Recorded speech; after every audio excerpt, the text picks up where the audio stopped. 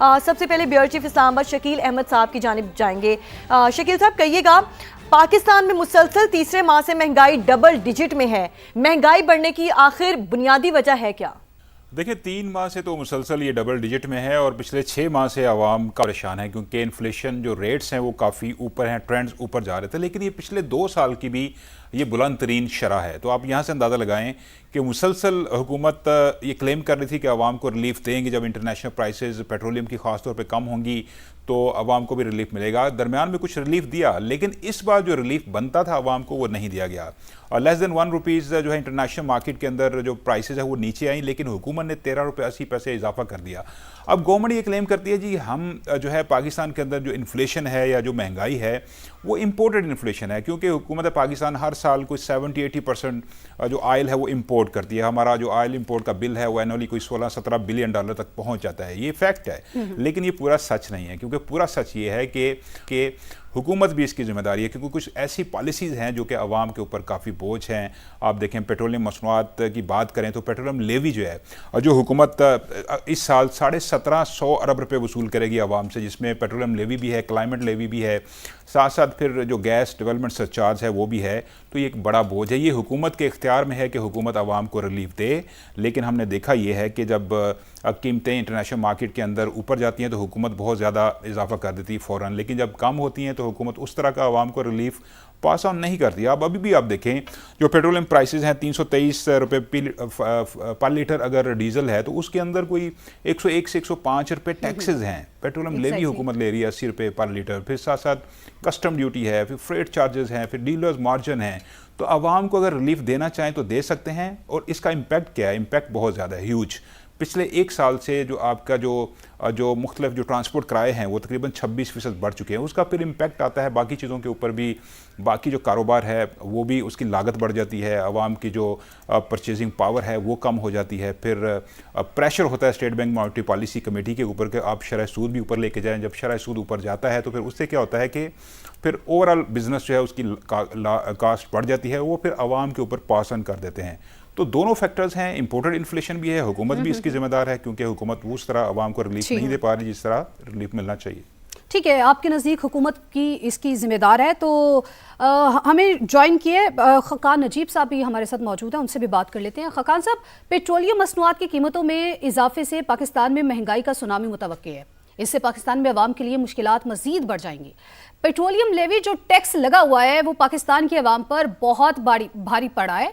आखिर इस टैक्स से अवाम को निजात कैसे मिल सकती है? पेट्रोलियम कीमतों में रिलीफ के फॉर्मूले पर पेट्रोलियम सेक्टर में इस्लाहात और इसमें शफाफियत के लिए जंगी बुनियादों पर क्या इकदाम करना होंगे?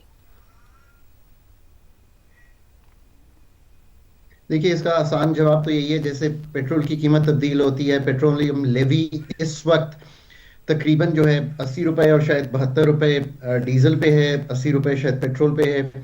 तो हम इस करते हैं इंटरनेशनल कीमत से इसका ताल्लुक है, कार्बन लेवी है उससे ताल्लुक है, वो 2.5 की बजाय 5 रुपए हो गई। और एक और चीज जो इंपोर्ट टैक्सेस हैं, जिसको इंपोर्ट कस्टम्स टैक्सेस कहते हैं, वो शायद मेरे ख्याल है 24 रुपए पेट्रोल पे हैं, डीजल पे शायद 33-34 रुपए के करीब होंगे। सो ये एक ओवरऑल मिक्स है। सबसे बल्कि तो ऑब्वियस बढ़ के बात है वो है नेशनल कीमत जो है वो दुनिया में बढ़ी, मिडल ईस्ट क्राइसिस हुआ तो आपने देखा कि प्राइसेस बढ़ी। प्राइसेस आप तो देखते हैं वो नीचे भी आ गई हैं। पाकिस्तान सिंगापुर फ्लैट्स देखता है वो भी कुछ नीचे, पर क्यों प्राइस पास थ्रू नहीं हुआ? एक तो ऑब्वियसली ये वजह है कि सिंगापुर फ्लैट्स शायद उस तरह से नीचे नहीं आई कीमत, और दूसरा आपको पेट्रोलियम लेवी जो है वो बढ़ी हुई दिखाई दी। क्यों? क्योंकि आपने लास्ट ईयर 1400 अगर 28 अरब रुपए कलेक्ट करने थे इस मद में, तो अब इस मद में आपने 1677 अरब रुपया कलेक्ट करना है। So obviously there is a sharp increase, and to get to that आपको एक higher level of petroleum levy जो है वो मेंटेन करनी है। ये तो है एक आसान जवाब। मैं इसका एक मुश्किल जवाब देता हूं आपको। देखिए, अगर हम सतही गुफ्तगू करते रहेंगे तो ये मसला 3 साल बाद भी मैं कहीं भी हूं दुनिया में मुझे पूछ लीजिएगा, जवाब is going to be the following.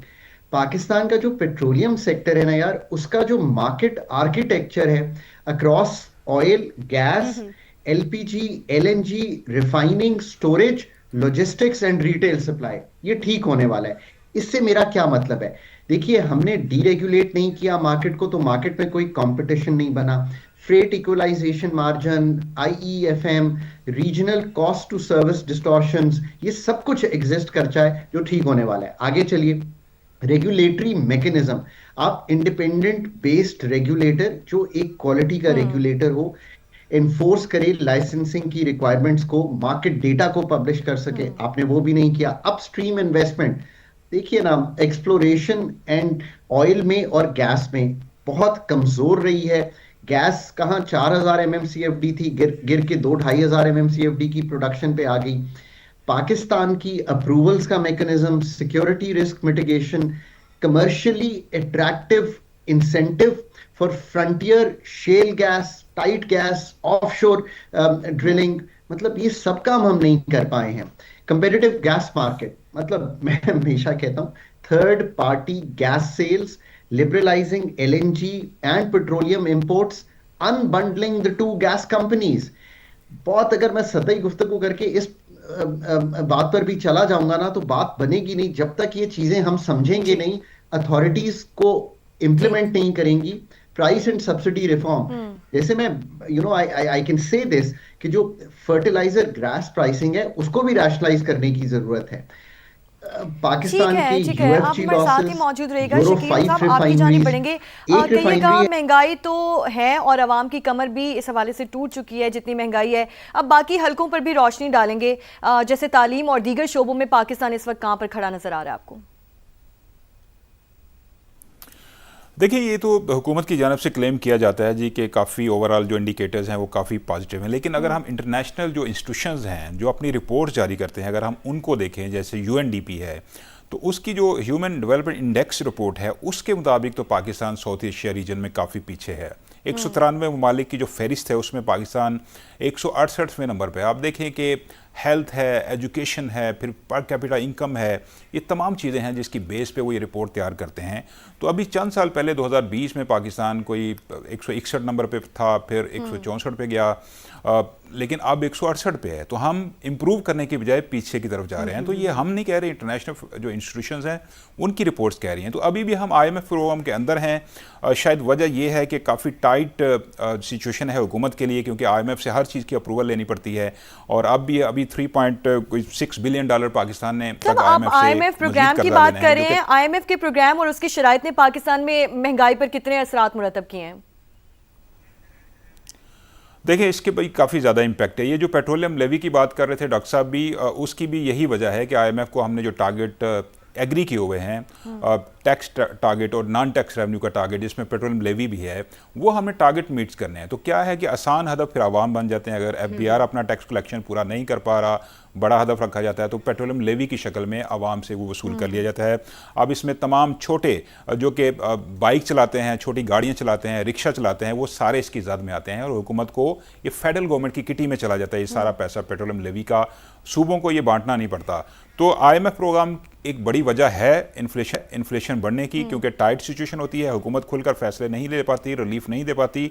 लेकिन ये एक बहाना भी कर लिया जाता है, बना लिया जाता है कि जो IMF की वजह से ये सारा कुछ हो रहा है। हालांकि मैंने आपको बताया कि हुकूमत अगर 100 रुपये पर लीटर से ज़्यादा टैक्सेस ले रही है तो उसमें कुछ कमी करके आवाम को रिलीफ दिया जा सकता है। लेकिन चूंकि IMF प्रोग्राम के तहत टारगेट पूरे करने हैं तो हुकूमत वो नहीं कर रही और इसका इल्ज़ाम जो है वो सिर्फ कर्ज प्रोग्राम पे लगाया जाता है। लेकिन हकीकत ऐसा नहीं है, हुकूमत के पास ये गुंजाइश है कि वो आवाम को रिलीफ दे सकती है।